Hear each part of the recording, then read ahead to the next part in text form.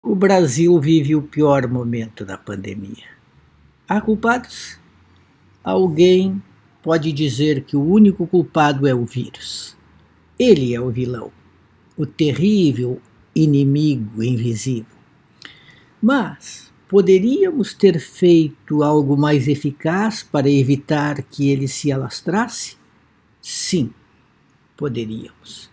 Culpados são todos aqueles que minimizaram o problema, negaram a gravidade da situação, adotaram comportamentos inadequados, ignoraram os avisos da ciência.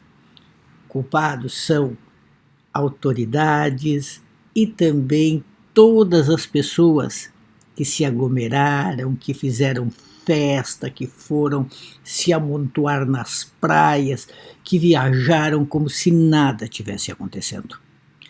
São culpados todos aqueles que apostaram no que não funcionava pelo desejo incontrolável de achar que era mais simples do que parecia.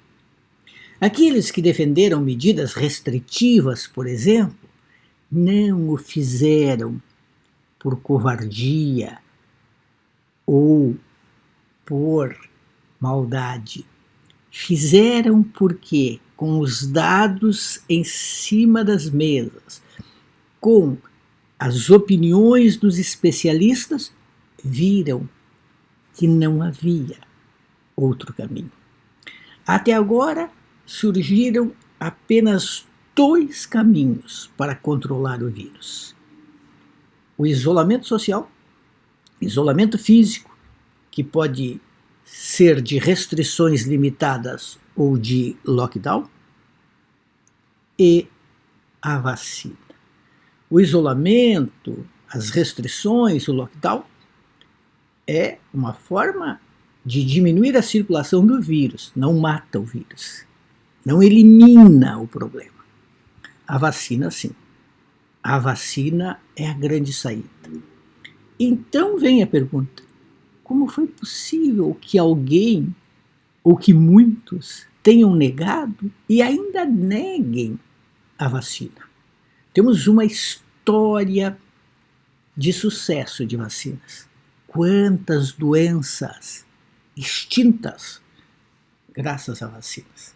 E aí, no meio da maior tragédia que já vivemos, quantos duvidaram e duvidam das vacinas e não querem saber de restrições? Querem o quê? Que a vida continue como se nada estivesse acontecendo? Há um inimigo diante de nós. E esse inimigo invisível precisa ser combatido com os meios possíveis. Que, repito, são dois: isolamento e vacina. Culpados pela crise são aqueles que não se apressaram para ter vacina. E aqueles que riram, zombaram, duvidaram, ignoraram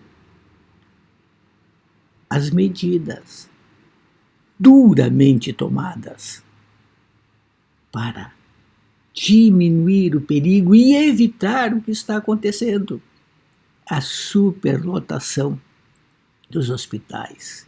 Essas medidas eram fruto da racionalidade, não da covardia.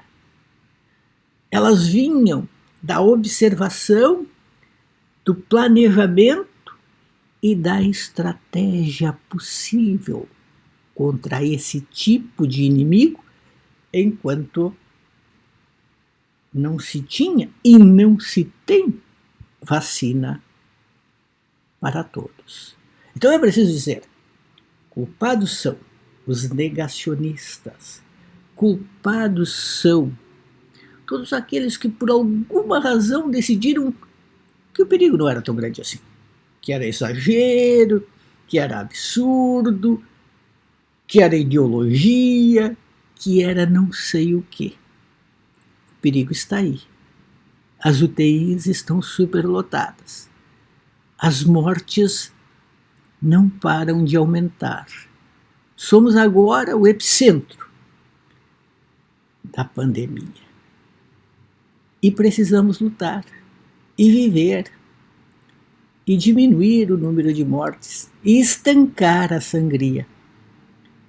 E os meios continuam os mesmos: isolamento e vacina. É preciso acelerar a vacinação.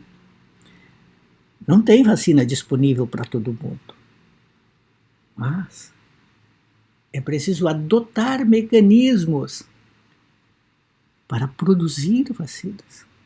Coisas que passam por medidas internacionais, inclusive, defendidas pela Organização Mundial da Saúde. Por exemplo, quebra de patentes. Tudo isso é preciso. Agora, sejamos francos, somos todos um pouco culpados. Alguns mais, outros menos. Não são culpados aqueles que acreditaram na importância das drásticas medidas e procuraram não se aglomerar e acreditaram na ciência. A ciência não tem feito discurso para agradar plateias. A ciência tem indicado caminhos duros e algumas autoridades têm acreditado nisso. Países muito ricos, desenvolvidos, adotaram medidas restritivas severíssimas. Por quê? Por maldade, perversidade, ignorância? Não. Porque não viram outro caminho. Ainda é tempo de parar com o mimimi anticientífico e de apostar todas as fichas na racionalidade, na ciência, no isolamento e nas vacinas.